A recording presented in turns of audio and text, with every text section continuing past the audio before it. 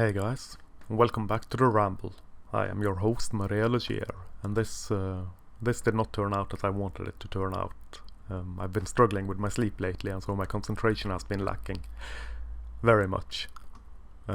It's masks. There's masks hanging on the walls and floating round your head as you diligently walk about, go round about, turn out and out and out. Whispering sweet nothings in your ear, softly caressing your hair with oily air as you wear and tear and burn and yearn and earn. The constant drone, the noise and hum, the buzz, the bomb, the dialogue gap that bridges the divine divide between spun truth and lies. An eternal drum that snaps and beats, that clangs and bangs, that cheats and waits behind the scenes to amplify a long lingering disease. Tenaciously clinging to decayed ideas, habits, shapes and forms that never die, evolve or grow to go nowhere but here and now. Whispered married token love from windbag masks that fly so low, that fly so slow in summer evenings, drunk as hell on rage and ruination. Amorously, amorphously, antagonistically digging fingernails into your eyes and brain and ears to shove the whispered whispers deeper in.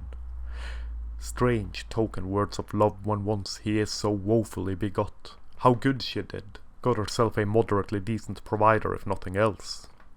A marvelled, measured, miraculous maverick, the woe-betide us masks will say. One halfway decent man as all the rest are trash. A man is little to the masks, but his title or his job, his work, his errands and his sacrifice of self for the greater self that is his better half. A man is little more than dirty deeds that need be done to maintain the lumpy city walls that separate the city from the wild. It's not that we don't like men, the masks will shout into the wind. Women are just so much better, say the writing on the city wall. Some people never passed the test, never got across that kindergarten line that separate bad cooties from the sex, you see. Remarkably childish and simplistic, yet there it is such as it is, was, ever shall be. A childhood thing that never left. A man ought to be seen as more, and ought to see himself as more in turn, than the sum total of his work and of his labour's paycheck fruits. Do diligently slave away, the masks will say and sway and pray. Sell your soul to work and toil and death, for them and for the greater good. To provide and to protect, to preserve and to perish. To come home and to be kicked right in the teeth and in the throat by mass media supreme. Stunned and shunned and shamed through malignant mass media's daytime chokehold chats showing man to be but a bumbling buffoon. Buffoonery and brutality, violence and vulgarity, either dumb and somewhat tolerable, or dangerous, completely, utterly intolerable. Clinging to schoolyard breath, berated and demeaned and yet, step up men and do your part, masks will yell, then vaguely promise love.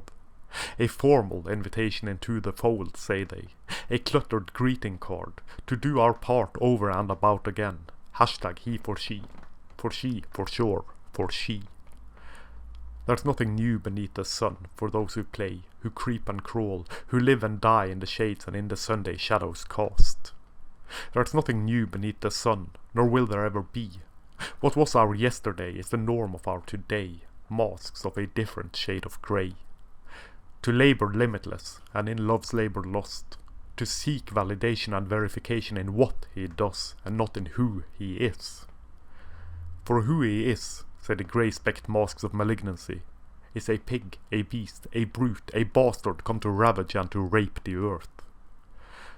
For who he is, say the grey and floating masks of misplaced malady, is one who must be cleansed and then redeemed through sacrifice of self.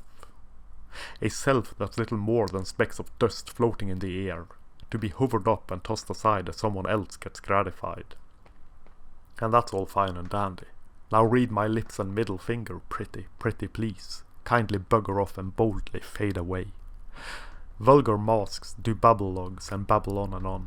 A living dance that sways the current culture, regurgitating old chivalric ideals. Packaging old static metastasis in new and fancy language. Rules for thee and not for me or mine, oh my, oh goodness gracious me. Walking away, leaving well enough alone, never tasted as sweet as this. A middle finger never sounded better than it does right here and now. The masks will ruminate, and they will huff and they will puff and bloat and swell in anger and resentment, shown and blown in great guffaws. And they will shame and blame and ridicule and conjure vivid images of inceldom and vague sentiments of violence and rapey over undertones. They will whimper and they'll cry and scream with wild cry-bully crocodile tears. They'll postulate profusely on irresponsibility and men. There's no reason to keep listening, to remain forever shamed, to remain a slave eternal, to ridicule or preposterous acts towards proposed penance. Society, as it stands, is in shambles. It crumbles before our eyes, ground to dust from the I, me, we at the top, all the way to the bottom dregs. If men are obsolete, as the masks claim and roar and scream, then men are obsolete and should as such not be called to dance or do no more. Nothing to see here and nothing to do. The masks proposed we leave. And who am I to argue such wisdom from such wise toothless crones? And that, I think, is that for this ramble. I hope you enjoyed it more than my previous rambles. Please check out the links down below. Thank you very much for listening, and I'll catch you next time. This is my Reality here, checking out.